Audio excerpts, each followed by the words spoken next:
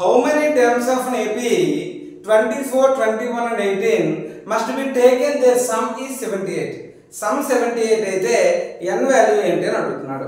So ఇక్కడ మన series ఏం ఇచ్చారు మనకి 24 and 21 and 18 so on. So s n equal to ఎంత అన్నాడు 78 అని అడిగాడు. సో n ఈక్వల్ టు ఎంత అని అడిగాడు. సో ఇక్కడ a ఈక్వల్ టు ఎంత 24. So d equal to 21 minus 24 అంటే -3.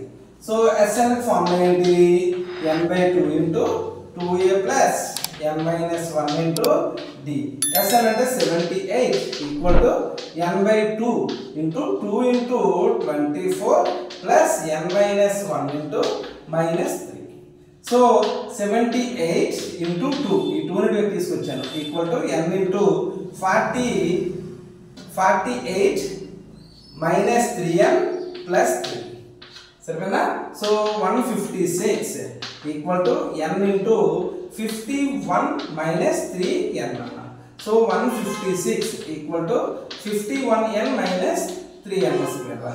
So దీన్ని ఈ minus 3n square ని ఈ plus 51 ని రేపు తీసుకొస్తాను. అంటే plus 3n square minus 51n plus 156 equal to 0. So 3 1s 3 17s 352 నానా. సో అంటే n square minus 17n plus 52 equal to 0. Multiply చేస్తే మనకి 52 రావాలి. మరి అన్నిటిని యాడ్ చేస్తే -17 రావాలి. నేను ఏం చేస్తానంటే సో -14 లేకపోతే -13 ఇంటూ 4 అని రాస్తాను -4 అని రాస్తాను.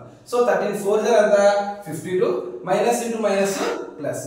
సో -13 -4 అంటే -17 అంటే ఇది ఎలా రాయొచ్చు n square minus 13n minus 4n plus 52 equal to 0.